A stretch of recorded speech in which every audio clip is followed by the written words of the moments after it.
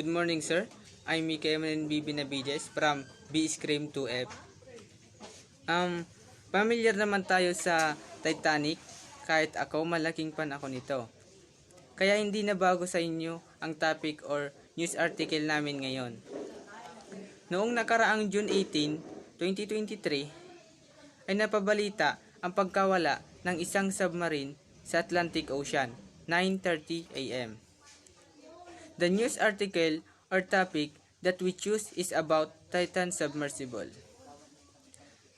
Titan Submersible was a part of an 8-day journey conducted by OceanGate Expedition. Also, the Titan began its 2 hours descent to the work on Sunday morning, June 18, 2023. The content here are about the sinking of the Titan Submersible. It also includes the loss of 5 people who were on board. They are Stockton Rush, Paul Henry Nargillet, Hamish Harding, Sulaiman, and Shahzada Dawood. According to the U.S. Coast Guard, they found some debris near the Titanic that may prove that there was a catastrophic implosion that exploded inside, and all the passengers aboard the said submersible may have died. But until now, they are still hoping that they are alive. But according to the expert, it's impossible for the said submersible to be alive and to be rescued, which can cost up to $6 million and is also dangerous. A submersible is the only one that can reach or stay underwater or sea for 10 to 11 hours. But inside there is a toilet, no set, no windows apart from the 4 holes where the passengers can see the Titanic, and the only way to communicate with the mothership is by the texting every 15 minutes, and the said submersible is controlled by a gaming controller. The company acquired a submersible vessel, Antipodes, and later built 2 of its own Cyclops, 1 in Titan. In 2001, OceanGate began taking paying tourists in Titan to visit the wreck of the Titanic. As of 2022, the price to be a passenger on an OceanGate expedition to the Titanic shipwreck was $250,000 per person. On June 18, 2003, Titan imploded during a voyage to the Titanic wreck site, killing all 5 occupants on board, including Rush. An international search and rescue operation was launched, and on June 2022, the wreckage was found on the seabed about 500 meters, 1,600 feet from the Titanic wreck site. On July 6, OceanGate suspended all operations. The 5 passengers on the Titan submersible that was diving 13,000 feet to view the Titanic on the ocean floor died in a catastrophic implosion. Authorities said Thursday, bookending an extraordinary 5-day international search operation near the site of the world's most famous shipwreck. The tail cone and other debris were found by remotely operated head vehicle about 160,000 feet from the bow of the Titanic deep in the North Atlantic and about 900 east of Cape Massachusetts. This is an incredibly unforgiving environment down there on the sea floor, and other debris is consist with an cas- catastrophic implosion of the vessel, U.S. Coast Guard Real Adam John Weger, the first Coast Guard District Commander, told reporters. The article titled Missing Titanic Submersibles. Crew killed after catastrophic implosion has the information about the recent incident verified. People killed. It started the crew inside the Titanic tourism submersibles has the goal to reach the wrecker Titanic ship under the ocean. It has a 4 days emergency supply of oxygen.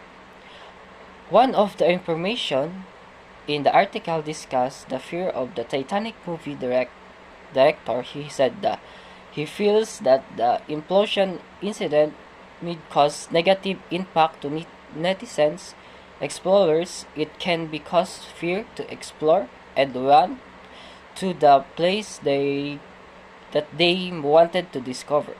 The information that was in the article was a big help to inform people about the incident. The data and sources are from the legal site because we can see the article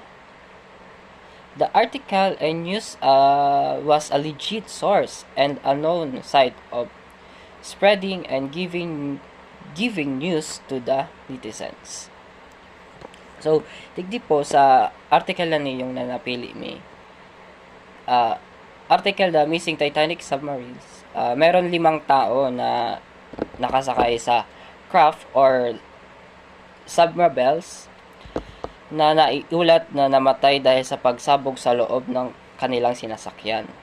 At ang gamit nila ay yung isang controller na pang PS5, ganun ang kanilang ginagamit para gumana ang kanilang sasakyan. At dun sila ay umabot sila sa lalim ng 13,000 feet below the sea level. Hello guys, I'm James Agtoka nga pala. Tungo naman tayo sa impact at audience consideration. Marami sa atin ang di makapaniwala sa nangyaring trahedya kamakailan nang mabalitaan natin ang pagkawala ng isang submersible, isang underwater vehicle na kayang magsakay ng 3 hanggang 5 tao. Dahil sa pangyayaring ito, marami ang nagbatiko sa kumpanyang OceanGate at nagdulot ng sakuna. Nagkomento rin dito ang sikat na direktor ng Titanic na si James Cameron. Nabanggit niya sa komentong ito, "I'm struck by the similarities of the Titanic disaster itself, where the captain was repeatedly warned about ice ahead of his ship, and yet he steamed at full speed into an ice field on a moonless night, and many people died as a result. And for a very similar tragedy, where warning winds are headed to take at the same exact site with all the diving that's going all around. I think it's just astonishing." Halos sumanga pa siya dito sa sinabi niya. At may nag-viral rin ng isang post sa social media na konektado sa trahedyang nangyari. Ayon sa isang babae na panaginipan niya raw ito noong 2013 pa na may mangyayaring masama sa isang Titanic submarine which is nangyari nga pakalipas ng 10 taon, which is ngayong June 2023. Nasabi niya rin dito ang isang evil billionaire began a submarine trip to Titanic which ended up badly. Nakita ko rin sa isang komento na shinare ng isang netizen, "Yes, it's the OceanGate's fault." Base sa napanood kong mga interview, binigyan sila ng warning about it. Dapat 6 sila pero umatras yung friend nung isa dahil sa nakita niyang risk at yung klase ng pagkakagawa ng titanium. No certificate actions and inspections made before they went out. Sinabi niya rito na kasalanan raw ng kumpanyang OceanGate dahil sa kakulangan ng inspection and certifications. Para sa akin naman, hindi natin masisisi ang kumpanya ng OceanGate dahil sa trahedyang nangyari. Saka 5 kataong na namatay dahil sa dagat na mismo ang kumitil sa kanilang buhay. Pero may pananagutan pa rin ang OceanGate dito. With all of this information, our group believed that this task that we did was very essential to us. After thorough research and finding beneficial information about our topic, we strongly believe that it enhanced our media literacy in critical thinking. We all know that media literacy and critical thinking have substantial implications for a well-informed and democratic society, allowing individuals to distinguish truth from misinformation, actively participate in civic life, and engage with varied perspectives by encouraging an analytical approach to information and media consumption. These abilities enable people to make informed decisions, combat the spread of fake news, and contribute to more open, accountable media environment. Furthermore, they are essential in education, the workplace, and personal well-being, promoting responsible citizenship, ethical behavior, and deeper knowledge of interrelated world we live in.